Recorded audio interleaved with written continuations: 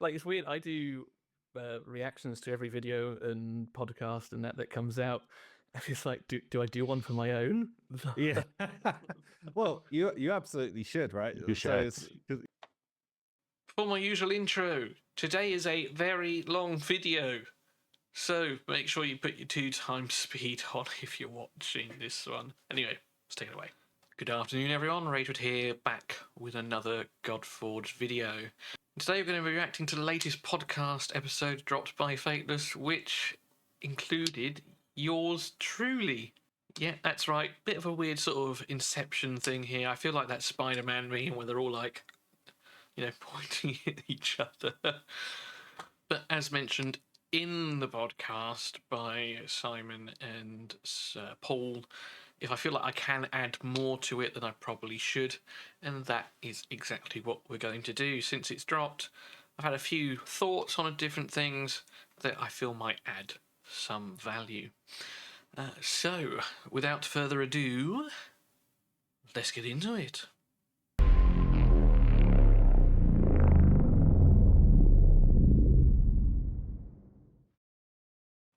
So just going to start off with a few things here. As usual, I will put the link to the Fateless video in a pinned comment down below that I'm now doing. And secondly, since this has dropped, the support and love that I have received has been overwhelming.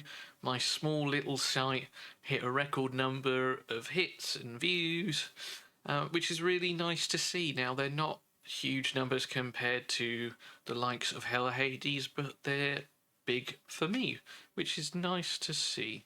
So thank you for those of you who have checked it out since then. It is very raw, it is a work in progress. I am learning how to build it on the fly, so do bear with me in regards to it not looking perhaps as polished as something else you might have seen. And why does that matter to me, like receiving all this love and attention and adoration? It's great. There is also going to come constructive criticism, which I also welcome. But in the wake of the slowdown on the Friday leaks, the Fateless team actually asked, you know, what could they do to help us content creators to continue to promote the game, make content, etc. From my point of view, my answer was exposure. Exposure is the biggest thing that they can give to us right now, because there isn't the demand to necessarily look for our videos. The views are going to be small, and that again is fine. But the main Fateless channel has an audience of over 50,000 people now, so compared to my 128 subscribers, the audience that's going to see that is massive. And then hopefully that might filter down eventually. Now, I personally did gain 15 subscribers within 2 hours of it going up, which isn't a huge number, but it's not nothing either, especially for me. That's like a 10% increase, which is great. So I'm really thankful that they gave me the opportunity to go on the podcast. And it seems like they're doing it with a lot of the creators. Before me, we had JKG and Vex, we've had Zox, the Avengers of Adam, a few others. So there appears to have been a little bit of a string, and perhaps that sort of giving us as much exposure as possible is playing into that. So once again, thank you to the Fateless guys for doing that for us. One other thing then just to talk about briefly before we get into it is the thumbnail does say secret exposed, but there weren't too many secrets exposed here, and that is okay. That is what I expected. A lot of the questions, or at least the first few, were on topics which they've tried to keep sort of under wraps that have just unfortunately spilled out.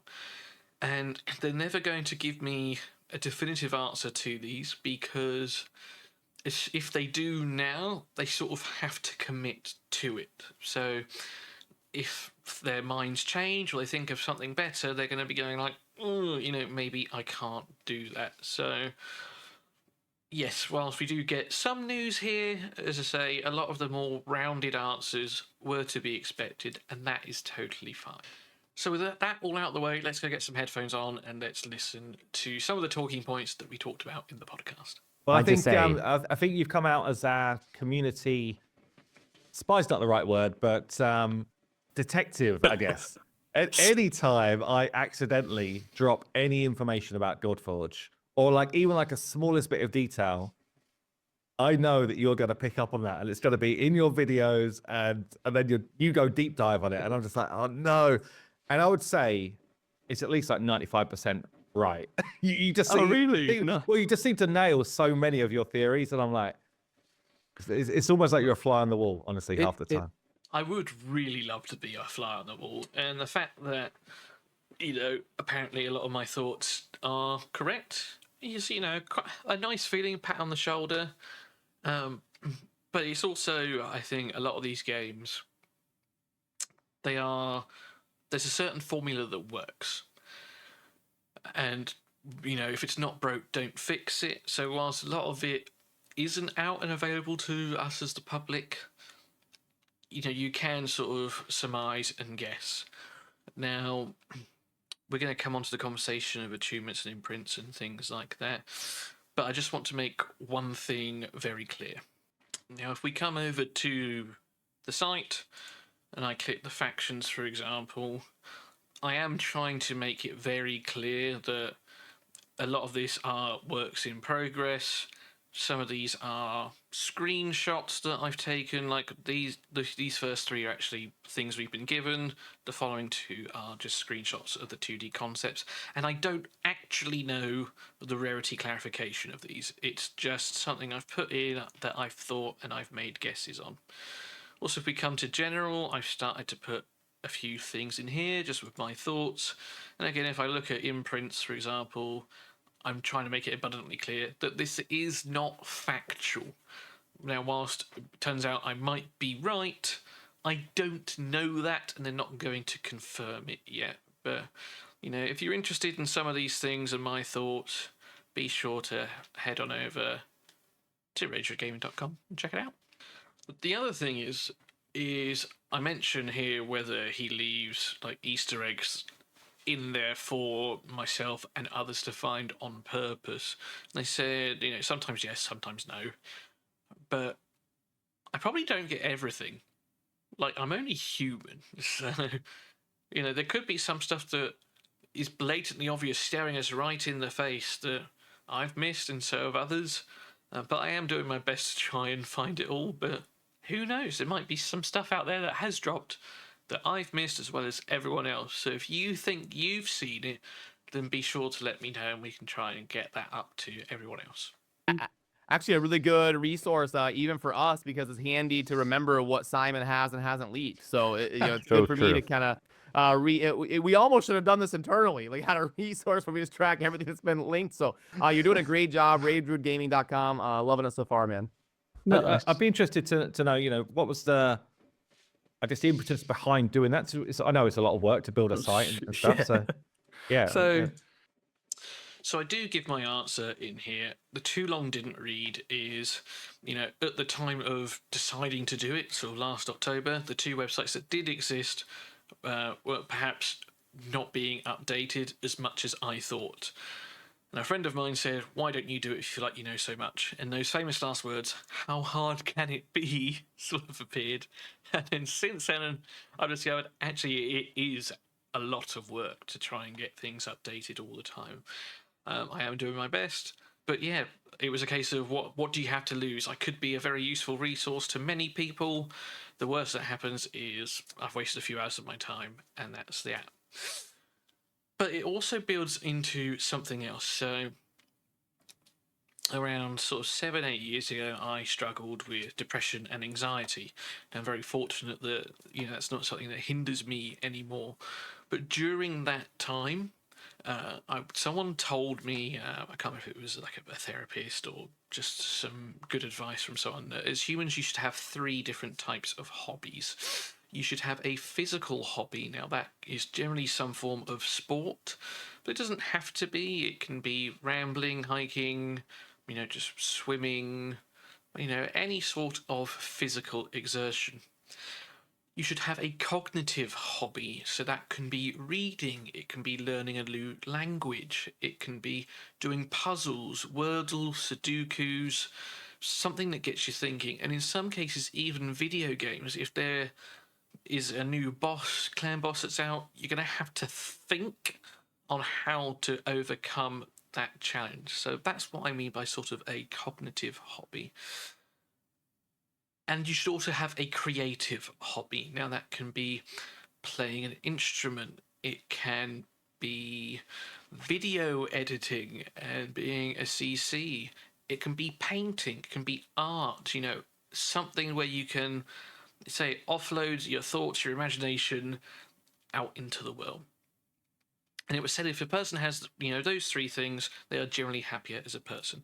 That's not necessarily true, because I've met some miserable buggers who do all three, but it was something that stuck with me and something I stuck with. So, the website, learning to make a website, sort of covers cognitive. It also covers the creative. I can express myself, do my own thing. So that was sort of the other reason I moved from Warhammer, painting miniature figures, and sort of the whole idea of tactics and things like that, the cognitive side, over to YouTube and then making this website. And obviously, since then, you've started to do more regular videos, and obviously covering Godforge as well. So is that where you kind of see your longer term future? Is it you'd like to be a content creator sort of full time? If I can, but there's a long way to go as well. Sure. Like the dragon.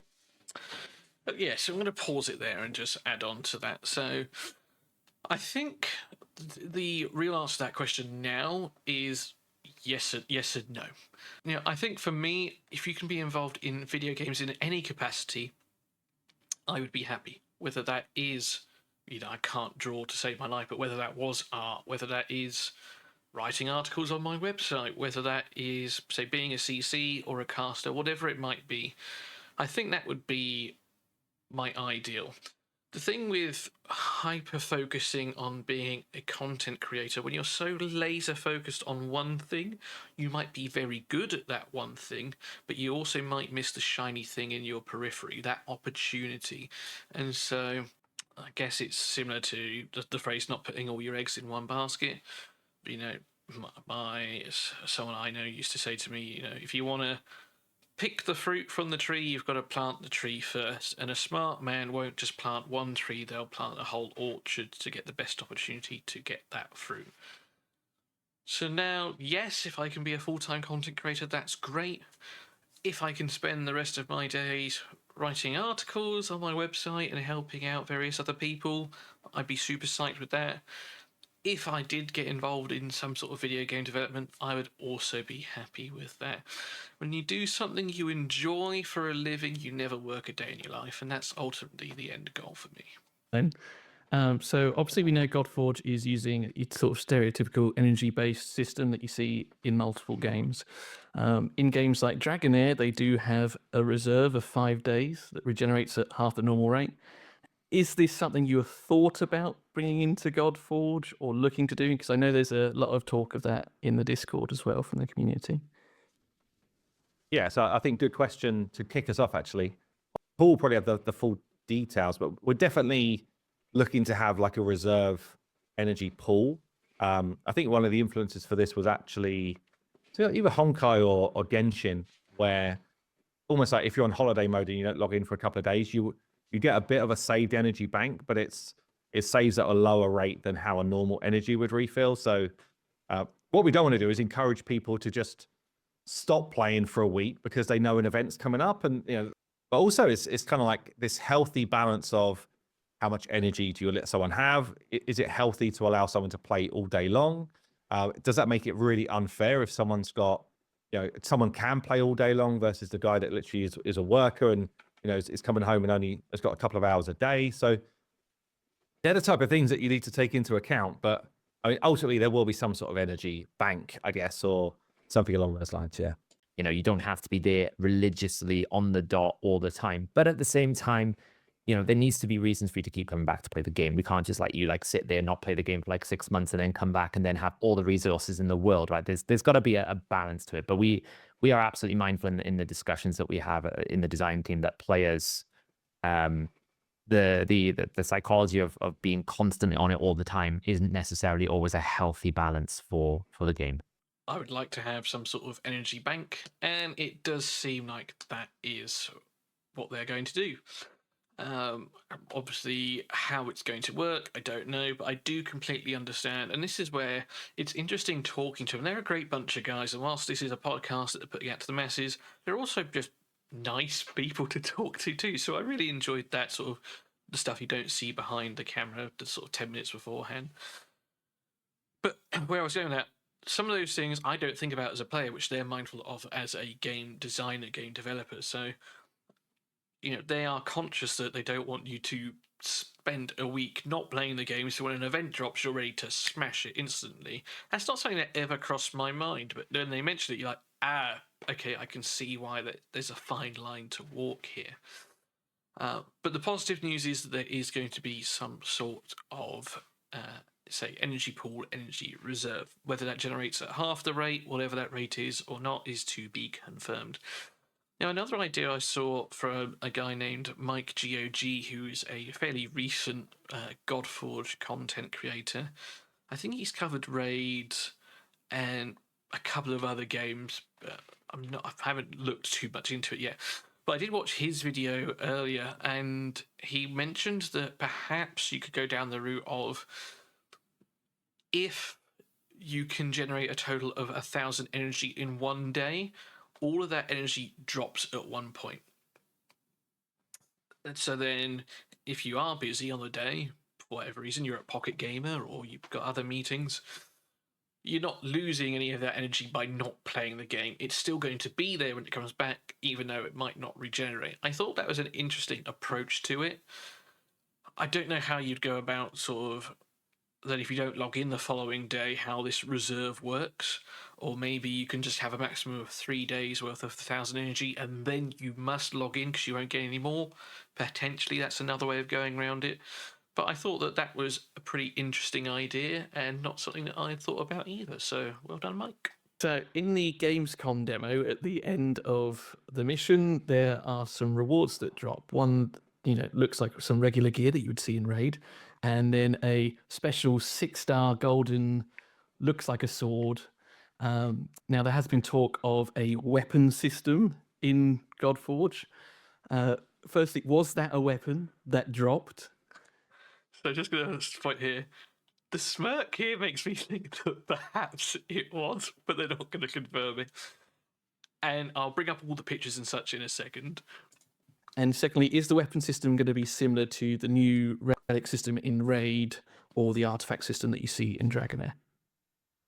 Don't know what I'm allowed to say on this one. I can see Simon just smirking the whole time. I do want to back up and say something about your question. Please do. What would happen to me when I was streaming Raid daily is I would hit a point where my energy's gone and I don't want to spend a bunch of gems. So I'm like, hey, chat, I guess let's just sit here and talk about champions because we can't do anything. So we do want a way for people to still do something in the game. And we haven't 100% ironed it out. But let's say you're a free-to-play player, you're out of energy. We do want something you can do to progress still a little bit or enjoy the game. You're streaming for 5 hours. There's something you can do after you run out of energy for an hour. But so I really like what Brad has said there, in that, they always want there to be something to do in the game. Now, there are 2 things that I can think of that would perhaps allow that. The first one is the normalized PvE mode.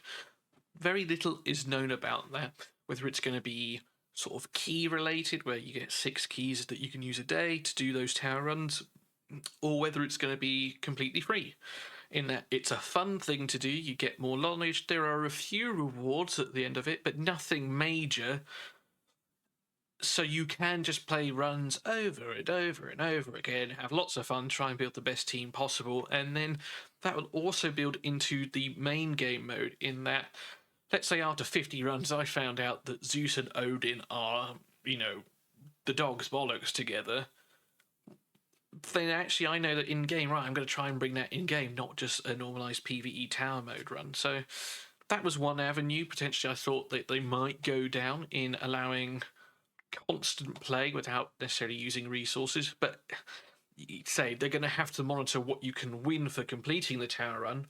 Maybe you win rewards big rewards like Doom Tower in Raid the first time you complete it, and then after that, nothing. So you can still play all the time, but then they're not just giving you too many resources because you've got the ability to play all the time. I hope that sort of makes sense.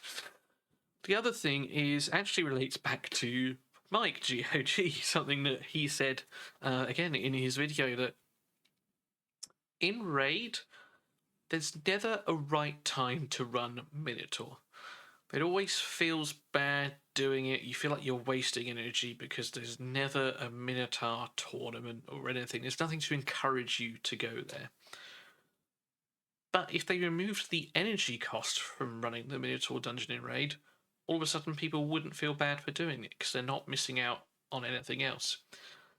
Now, we know that Godforge's mastery system is going to be almost like achievement based.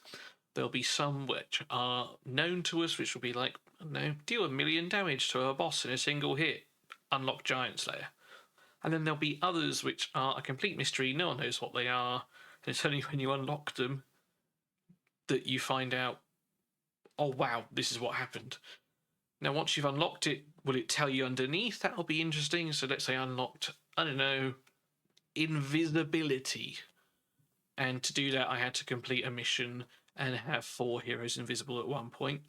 Will it tell me that that was the requirement, or would it keep it a mystery so there's more talk in the community? I don't know.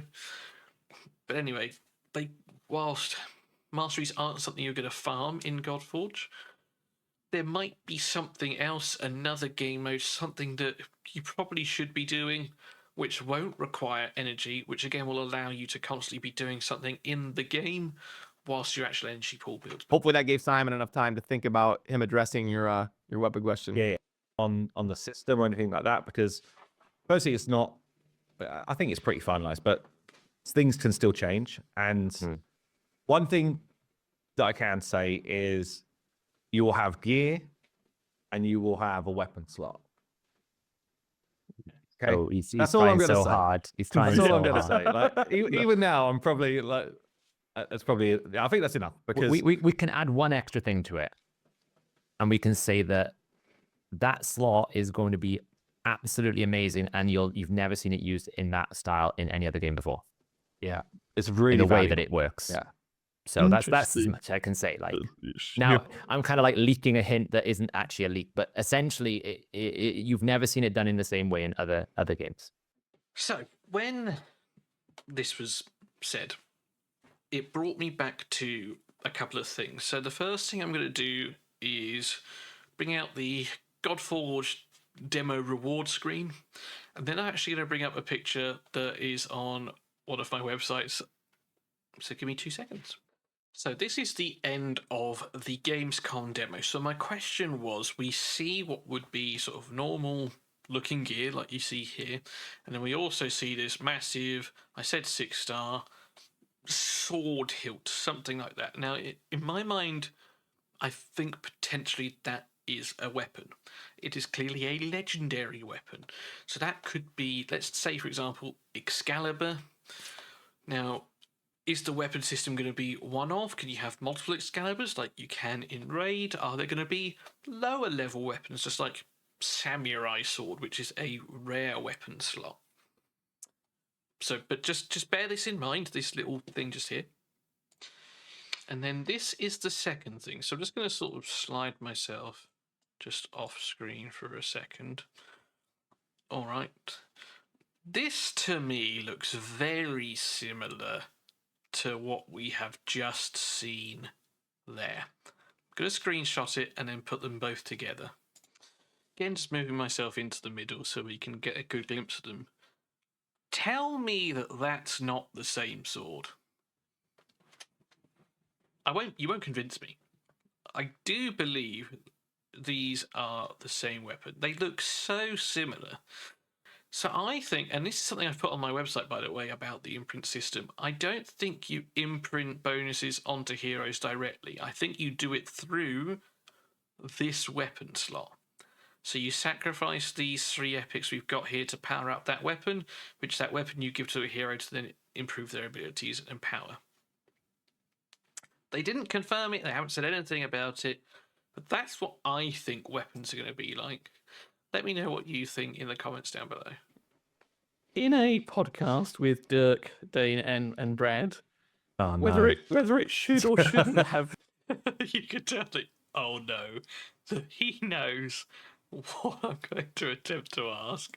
been mentioned, there was mention of an attunement system to sort of get round, I guess, the whole should gear swapping be free or not free, etc. Can you confirm whether those benefits are team wide? They're going to be for the hero? Has it been undecided? Right now, is it too early?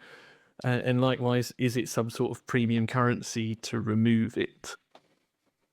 So one of the things which we kind of sought out to do in Godforge right from the start actually was we wanted for role and position to matter, and that was actually why we went down that initial combat system, which we ended up scrapping. Right, so we wanted that kind of like nostalgic feel to RPGs to be alive in Godforge. And this is one of the ways where we're going to be able to bring some of that back. So attunement will be a thing. I'm not going to tell you exactly what that means, but attunement will be a thing, and it will enhance champions in some way. And it won't be. It's not like premium currency led. That's not the idea. It's a way to almost get to the point where you start to min max builds and commit to a direction with heroes. Probably more like a mid to end game mechanic, honestly. But obviously, it can be used whenever. But it feels like to us, it's more like that min max in a role rather than like your day to day build. So, to just sort of build onto that, so I actually put a post on my website under the general in attunements where and we sort of come onto the conversation in a second about free gear swapping and things like that. But from the information we had prior to today, that gear swapping was going to be free because that is the general consensus of the community. And the attunement system was a way of making your gear choices and things like that more permanent. Because that sense of permanence means, or jeopardy, forces people to think and not just willy-nilly throw stuff around. I think gear should be sort of judged by an account threshold. So what do I mean by that? In the first 30 days, 60 days, or whether until you get to level 60, however long it takes to get to level 60, for example, gear swapping should be free. When you reach level 60, or that point where, and Fateless can decide once you've cleared all dungeons on stage 20, or maybe one dungeon on stage 20, that gear swapping will now cost, a currency to move gear around. It keeps the early game players happy, like this free-to-play series that we're all doing. It's so frustrating with some of the missions moving a level 5-star boots off to put attack boots on, which is poor building firstly, and then it's costing you 1 million silver. So I think having it free for the early game solves that issue. And then having it cost once you reach a certain account threshold late game gets around the whole only needed to fire one set and then just moving it around for free. That's how I would do it. Now I've had time to think about it. I'm not surprised that it is an endgame thing. It is something I wrote about a while ago, and that is perhaps one of the 95% of things that I got right. In the same aforementioned podcast, imprints were also sort of Dirk dropped. What happened in this podcast? Dirk's a tough one to keep. this What have they podcast. been doing? I mean, Ah. this is the first podcast I've been in a while. What has been going on in this podcast series? Question I knew you marks. was going to mention this one. Yeah. So Dirk was in the military as a medic, I believe. But I'm not sure what branch, but I hope it wasn't Navy, because loose lips sink ships, and it turns out this was very much something that should not have gone out, but there you go. my question was similar in Dragonair. If you pull a dupe legendary, you can almost do something similar, I guess, imprint a soul to sort of power them up. Once something has been imprinted, can you unimprint it? And could it be used for something else? And likewise, is imprinting like a skill tree where you start with commons and uncommons, then it has to be rares and epics, and then why you would want to lose a legendary hero forever, I don't know, but that being the top tier. So before we get into their answer and things, there's something else that is very unclear at the moment, and that is, I mean, this is a sort of a duplicate-based system, this imprint system, right? What we don't know is whether you can use multiple copies of the same hero in your team. So in Raid, for example, you can use Trunder 5 times if you want to use 5 Trunders. In Dragonair, you can't. It's one of each. Now, for Godforge, they are very Raid-inspired. But for me, I would not want to be able to have multiple Hercules on my team. Because they are gods, there was only ever one god, there was only ever one Zeus, so I think it would feel weird having multiple Zeuses, to me. Now, which route they go down, I don't know. The fact that the attunement system is a way of min-maxing and defining roles makes me think that you probably can have 2 Zeuses. One might be your damage dealer focused, hyper-focused in that direction, the other one might be, I don't know, let's say Zeus has a stun, then you can focus on a CC style, and therefore you can use 2 copies. So that is unknown yet. So this imprint system, could be never ending in a way. I think that you indirectly imprint heroes through the weapons. And if you can have multiple of the same weapons as well, then it's never ending, and therefore all heroes can be useful, which is ultimately what sort of the avenue or what they're aiming to do. And as I say, personally, I would do it in a skill tree form. So you start with your commons and your uncommons that you don't mind feeding early on for small benefits, then your rares and your epics, and then your legendaries from there.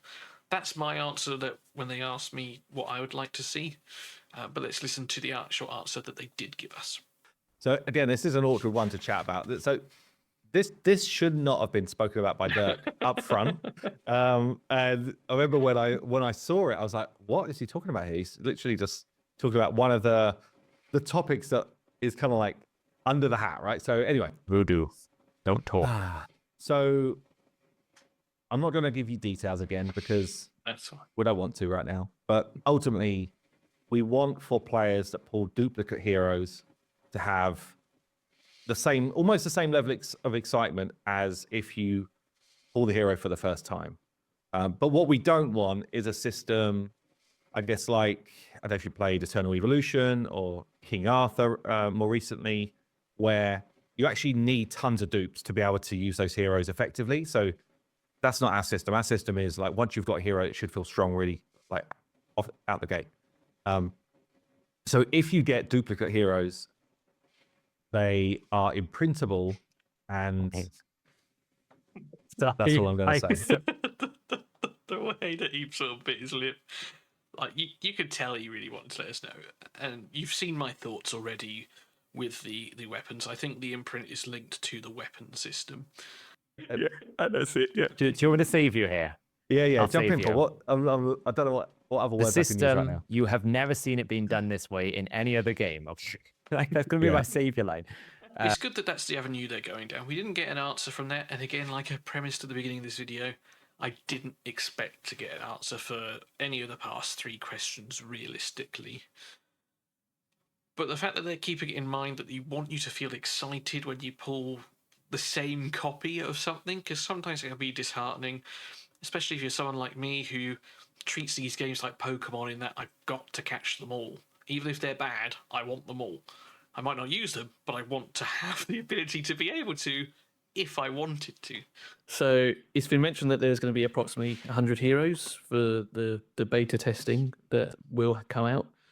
Now, and I think it was mentioned at one point, maybe across 5 factions. Now, for me, as building the website, there are clear factions which have a lot more characters in them than others. So I guess the question is, can you confirm which factions they will be? Because the way I see it, Aru, Asgard, Avalon, and Olympus are more fleshed out than the others, it would appear. And with the most recent sort of, what's the word, look at Kojiki in more detail, that to me would seem like a good fifth. Oh, I'll hand this one to you. You want? Oh, of course you would. You want me to take it. All I can tell you is like I can't exactly say 100% which factions are going to be in. But I can probably say confidently, like Olympus is going to be there because you've seen so many leaks from different Olympus, right? We got a confirmation on something! Yay! Like, it does make sense. But I was glad to get at least one definitive answer from the guys in that podcast. We've seen lots of characters, you know, the Gamescom demo, you've seen, you know, Big Herc and his club and smashing things. So there's absolutely going to be some things that make sense, but it's a bit too soon for us to say 100% which factions are not going to be there, because things can evolve as we get down the pipeline and as we start mapping out some of key content pieces that we'd want to we want to explore, because obviously the key goal of the closed beta is for us to get, you know, good feedback from the people that have supported us so far, from Patreon and from the people that signed up. You know, those people are really important to us to get their feedback. So that's why we're making this game. We're not making this game just because, to Simon's point, that we want to sell some microtransaction packs. We're making the game because other games didn't make it for the community. We absolutely want to make it for the community. So feedback, it depends on really what we want to get and what we want to test there. That will probably define what heroes make that cut. But at the moment, it's a bit too soon for us to be like, yeah, these are in, these are out. But it's safe to assume that any hero that you have seen actually in a demo is probably going to be there in the closed beta. And that's as far as I'm going to go before I get shouted at by a certain director. Now, say he did semi-confirm Olympus there. It also makes sense that a lot of the assets built, like Musashi, who's for Kojiki, will be in there because he's been in there for a while and he's ready to go. He's been there since the Gamescom demo. And as Paul said, Paul Safira, I never know how to refer to them in these things. It will depend actually on what they want to test. We got the Fafnir dungeon shown to us recently. They might want to, obviously, because they see all the kits and things in the back end, right? Let's say we've got Gidraigo. I definitely got, Paul definitely brought me up on that. Gidraigo, I think it is how you say it, is in the Fafnir dungeon. Perhaps they want to see, right, how is he going to react with another dragon? How are the attacks going to look? Is it going to look stupid? Right, we'll make sure that he is available in the beta, and maybe Zhulong as well. The rest of Jade might not be, but we want to see how Zhulong is going to appear. So there could be little elements of that rather than sort of set factions, which I didn't think of at the time, but again, that's the idea of the closed beta. I suppose whilst we're on the topic of the closed beta, you know, I've seen a lot of conversation about, you know, will we get to keep the heroes? Do we get rewards for taking part in the closed beta? All that kind of stuff. And it's been confirmed that there's going to be some sort of reset first, and then maybe if there's another round of testing later on, maybe we will. But, and you know, people, the 138 subscribers that are currently on my channel, what we need to realise, and the rest of the community needs to realise, is getting access to the beta is the reward. Okay, they're not just doing this to let us have fun. They are looking to get feedback and tests. Now, if I am one of the lucky few that does get access to it, you know full well that I am actually my plan is to make Word documents to write out my experience. While I might not be able to publish or stream on Twitch, I'm still going to record the game to refer back to for these notes and give them a detailed report to make this game as best as it physically can. Now, not everyone has to do that. Obviously, a lot of people won't want to do that, but that's what I'm going to do. I say because the reward is getting access, early game access. Knowledge is power, right? In getting access to the beta, you're already going to know a lot of the things on how to beat certain bosses, how to do certain things that other people won't, which will give you a head start when the game comes. Now, hopefully people will come to my website, use it as a resource to help give them that stepping stone. But that is the prize for the closed beta. Moving back to the original question, though, so Olympus will definitely be in there because we've seen an awful lot of them right now. And whilst the aim was probably to have 5 different factions to cover all areas, it might be a bit of a mismatch for what is built and what is ready. We are going to have like a certain number of factions that we're concentrating on for the beta, but they still need to fight enemies. Probably in the beta, there'll be this kind of like more of a mishmash of enemies than what we would have at launch, because we kind of just have to use the assets that we've got ready. You know, so some of the stuff you might have seen from other factions, we're building out our pipelines, and we're kind of trying to tackle challenges as early as we can so that we've got the pipeline ready to go. So, for example, I'm talking about a 4-man dude. We need to get that rig done so that we're then able to basically give our kind of like outsourced partners all of the key requirements to be able to produce these characters. Yeah. So there's certain rigs that we have to work on and make sure that we've got a number of characters for all of those, which means that we start to bleed into other factions and stuff like that anyway. And obviously, no character that we create is lost, because we're going to launch with them when we actually launch. So, you know, yeah, you will see other ones outside. There'll be some that we've already made that don't have a place in the beta at all. Which faction are you most excited by, I guess? Oh, I don't know. I suppose it also sort of comes down to my current favorite looking hero, I suppose, right now at the moment. And for me, that's Heimdall. Okay, cool. Like, I really like the look of Heimdall. I think he looks super cool. So I guess from that point of view, I'd be looking forward to Norse or Asgard, I suppose, in this instance, just because I think he looks really cool. Also, I'd love to see Pangu's axe in game.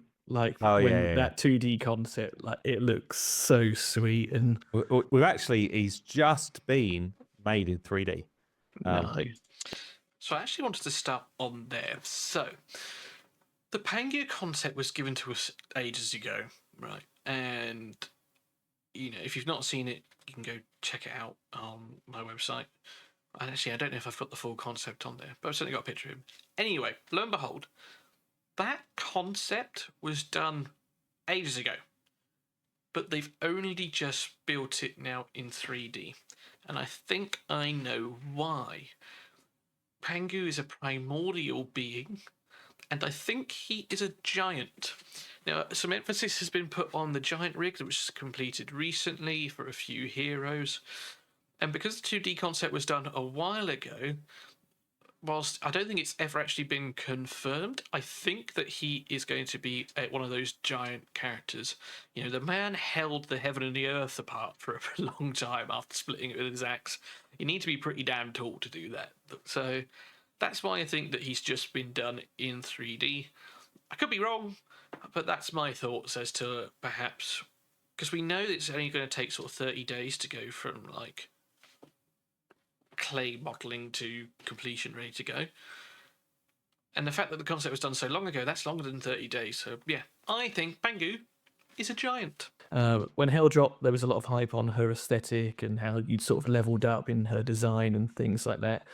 And while she is a good-looking character, simply, is she still your favourite-looking character from an aesthetic point of view, or is there someone that has yet to be seen that has now taken over that spot? And if it is, you don't have to name it if it is. I'll let Brad go first on this one. I'm thinking. Is there a new one that I think would be favorite that hasn't been leaked yet? Was that your question? Or your favorite, I guess. Or just your favorite. So from what you've seen, whether I've seen it or not, is there someone that you think looks better now than Hell? Hell was amazing. That was probably one of my favorite ones that they've done. In terms of the art team. Yeah, I think so, but I don't think it's come out yet. But Hell would be in my top 3. You nailed that. I absolutely loved that design when that came out back around Halloween or so. But I've got a couple. I don't know that we've leaked my favorite. But yeah, I've got one that was my favorite to design and my favorite to see concepted for sure. But you don't have it on your website. No, that's cool. Which means I certainly haven't seen it, and I'm doing my best to keep up on it. So I'm probably, for me personally, I still think Hell is my favorite that's gone through to 3D. But we've definitely got some 2D concepts which are like massively rivaling. Oh, I really want to see them. I want to see them now. Let me see them. Hell, like I can't wait for them to be made in 3D. So yeah, I think over the next 3 or 4 months, we're going to start to see some, like Paul said, some crazy stuff, which just kind of like pushes what you've seen so far, which is always the idea, right? We started off with some of the safer designs, I guess. So we got a bit of a runway going, and then we started to crank it up and really got the artists to really just like let loose. You know, it's like express what you think is going to be just super cool, and that's always our benchmark. Is it does it feel cool? Hey, that's it. That's a good benchmark, I think. It's like, does okay, does it hit certain beats with the mythology and that sort of stuff, but also is it just a really cool interpretation? So yeah, I think we've got a few coming through at the moment, which I'm super psyched by. But I don't know, Paul, have you got any which kind of like come to mind that have been out there already? I think my favorite ones are probably haven't been concepted yet, and that's gives you an idea of how exciting it is. Some of the characters we've got coming out. Some of them are like certainly when you get to certain mythologies. What faction are you? I don't even know if we've leaked the faction. I would definitely have all the factions. All 10 factions are out. Yeah. Okay, Yeah, so it's basically the Babylonian faction for me. Some of those character concepts are wild. Like you'll like. I don't know what it is about that mythology, but it is some of the characters and the histories and that are simply just wild. And I can't wait to see the concepts coming out. And I think it will completely, like my current favorite one, I don't know if we've leaked, but he's from the Virage one. I don't know if we've Remember that for 1 second. His current favorite is from Virage. leaked it. You probably know what you're trying to on about, Simon, but I don't know if we've leaked that one. That's my favorite one at the moment. I don't think so, no. And he's also my favorite skill set that we've got so far. Now, one of the questions I did have written down, which we never got round to, was me asking a similar question to this, but essentially what was their favourite skill set, whether we have or have not seen it yet. Never got round to it. We sort of ran out of time, and also I imagined it would be a similar answer to some of the earlier questions that they can't tell us yet, because they're not necessarily set in stone. They might well be set in stone, but they might... likelihood is that we're not going to know. You know, on that topic, there were 3 or 4 other questions that I did have that we didn't get around to doing. I have sent them to Simon Hell Hades. I appreciate he was at Pocket Gamer, but hopefully he can give us an answer. Like, he needs to make a blog post on the website, or maybe we could steal him for 10 minutes one day and get him on the channel just to answer those. You know, there's not so much in the way of leaks in there, just more talking about like his experience when it comes to the game design and all that kind of stuff. I know we have a kind of a meeting coming up internally here in a few minutes, but Ragewood, is there any last like burning question that you really wanted to get in at the top of your priority list? I don't want to cut you short or miss out on anything. No, that's fine. So I'll go one more. The others are quite lengthy. So it's been mentioned in the Gamescom with Sham. He mentioned that Poseidon isn't actually going to be there for the launch of the game. Are there any big names that you really wanted to get into the game, but for one reason couldn't? Oh, there is one. There is actually one, isn't there? That we wanted to do, but we can't do. There is actually one big one, but it'll come later. So that's So there is one that, you know, it's going to come later. Poseidon's probably going to come later. There is one that's also going to come later. Now, I didn't actually, spoiler alert, I didn't actually get a name from them, which is fine, because if it's coming later and they give you the name now, then you sort of know, okay, well, they're going to be coming later now, so it sort of spoils the surprise. But when I'm thinking, like, big names, you know, so Poseidon is a huge name for that. One of the 3 brothers not being there. You also wonder, you know, who else is big? Now, again, Slavic, I don't know loads about. Jade, I don't know too much about. Kojiki, the one that comes to mind is Amaterasu or Izanagi. Those would be the 2 like proper massive names that I think, if they left out, would be a shock. Greek, I think we've seen most of them. Ares might be another big one.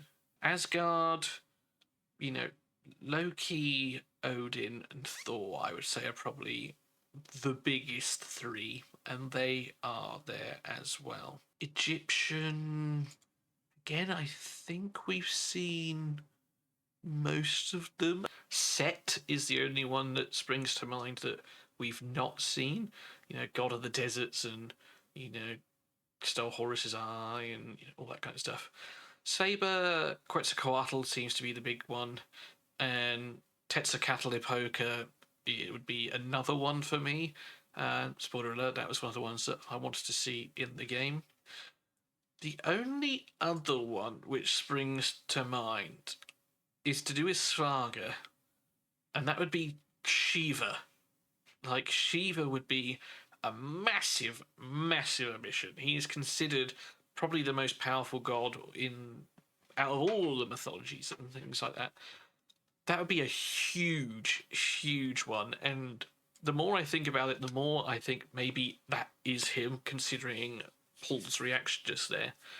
But if he's coming later, that would also be a massive event, in my opinion. Like, Lord Shiva, one of the most powerful Hindu gods there is, and like of all the pantheons, as I say, that would certainly draw me to do the event if I could, to get that done. So yeah, perhaps, possibly, I think out of all of them, Shiva would be my guess as the one that might not be making it. And Ragewood, did we ever get to let you lastly here kind of say who your favorite is? Like, who you're like, come on, Godforge has got to have this in the game. Did we ever? So we hadn't at that point, and then I do go to reveal them. And rather than just saying the names, I'll give you a bit of background into now.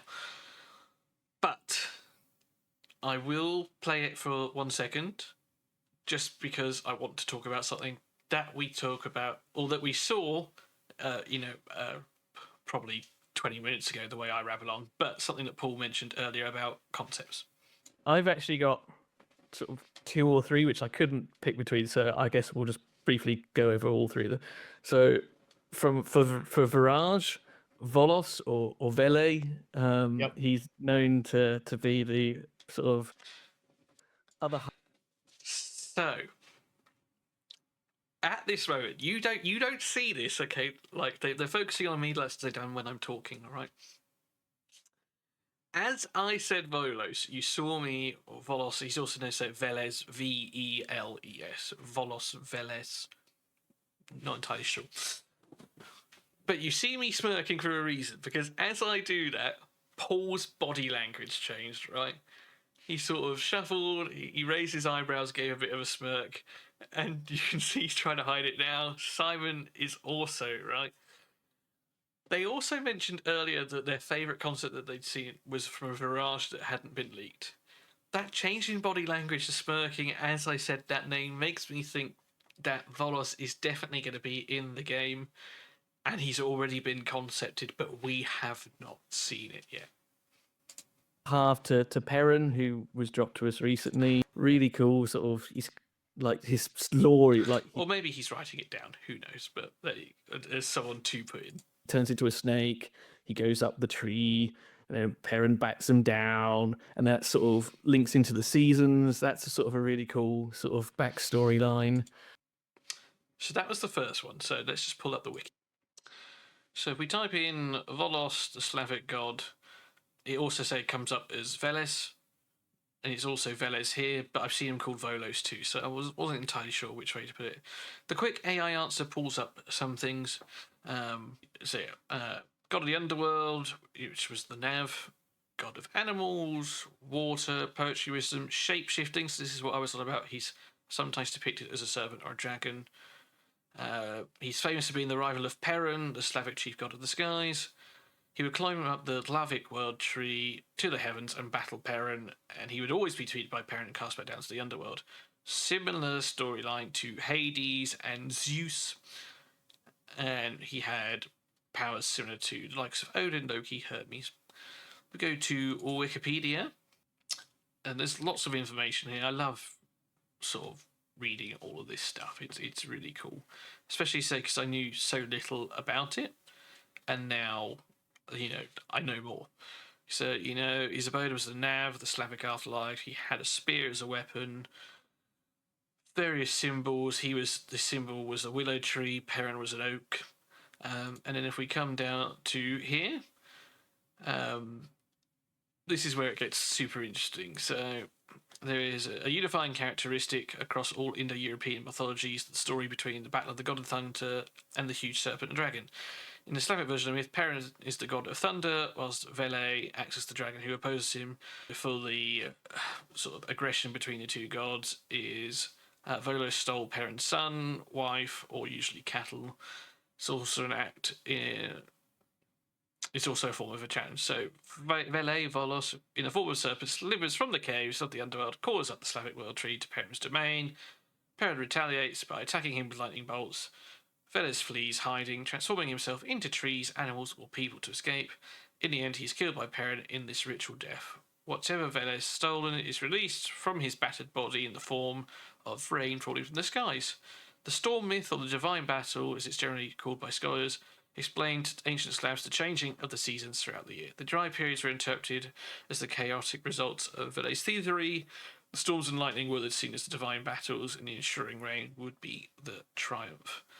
It goes into more detail from there, but it's such a cool story, and I think they have Volos as a huge dragon or serpent, or whether that is all the time, whether his ultimate is he turns into a serpent, whatever it is. I think he's in the game.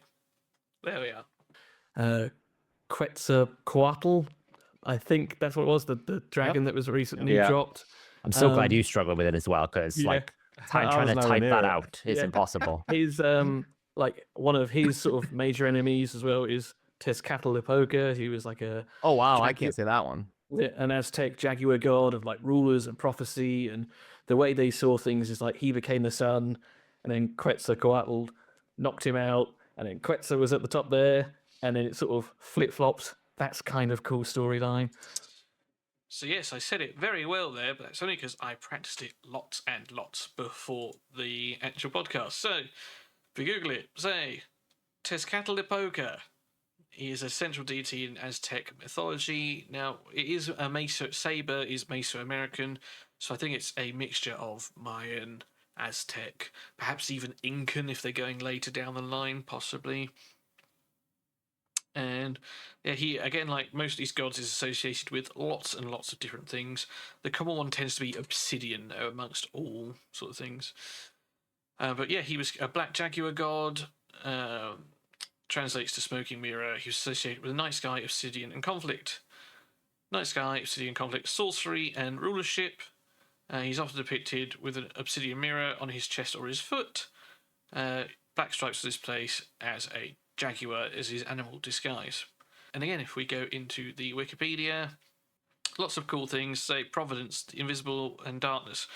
Lord of the night, ruler of the north. There are so many things here. Obviously, sacrifice to him, because that's what they did back then. His animal counterpart is a jaguar. Yeah, lots and lots. He shares similarities with Towhill.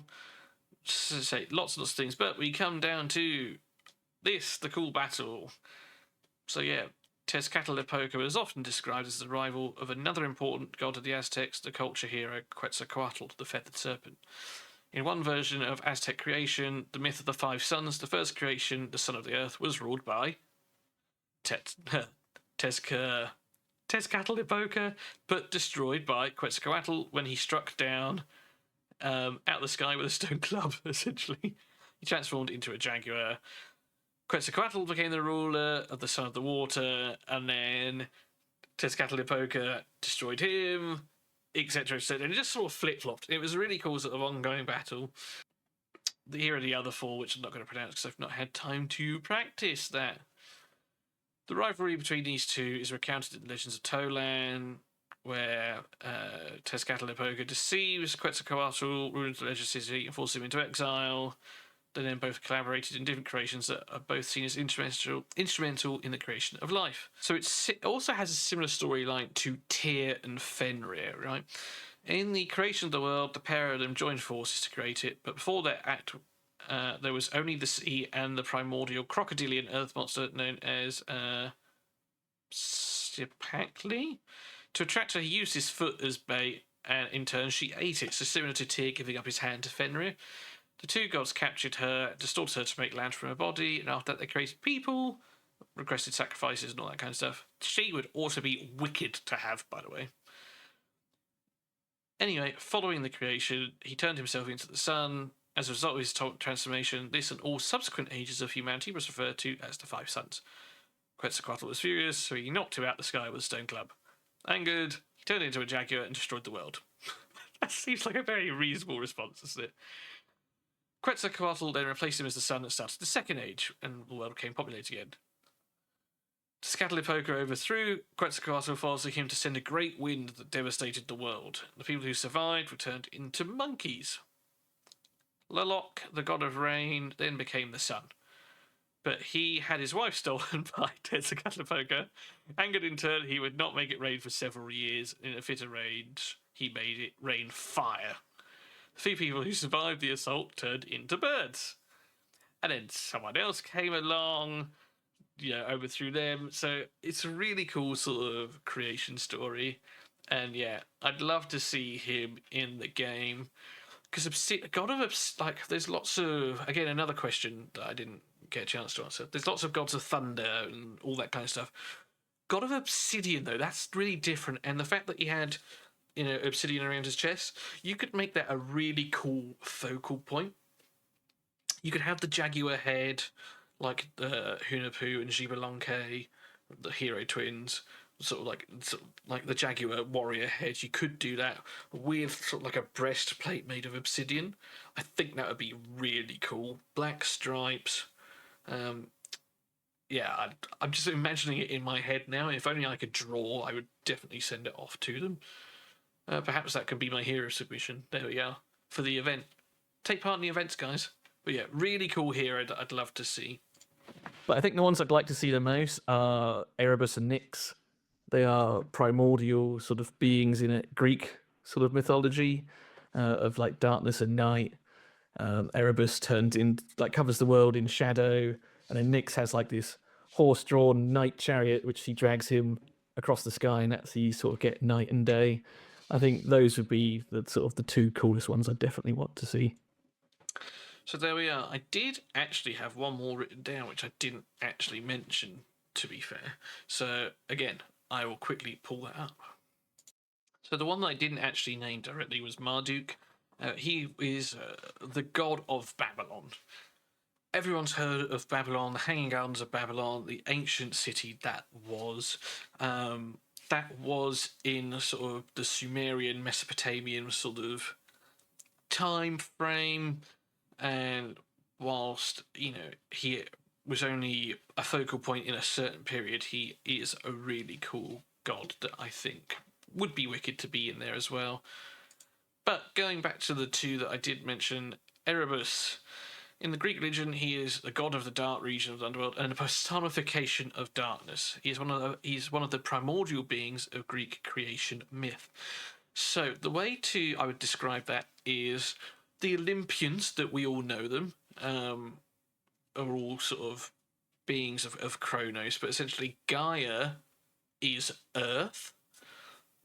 Erebus and Nyx are similar to Gaia. They have children. They are not the Olympians that you know, but they are other beings. So Thanatos, the god of death, Hypnos, god of sleep, Moirae is the fates, and Nemesis, who is a goddess of retribution. Those are their children.